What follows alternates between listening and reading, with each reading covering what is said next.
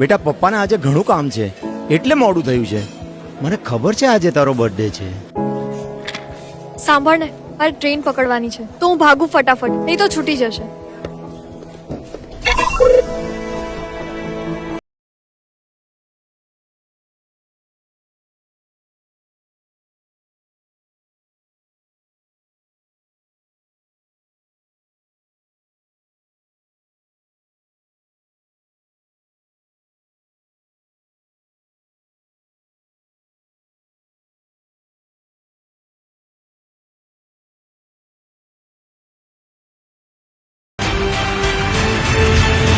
નાના મમ્મી, ચિંતા કરવાની કોઈ જરૂર નથી.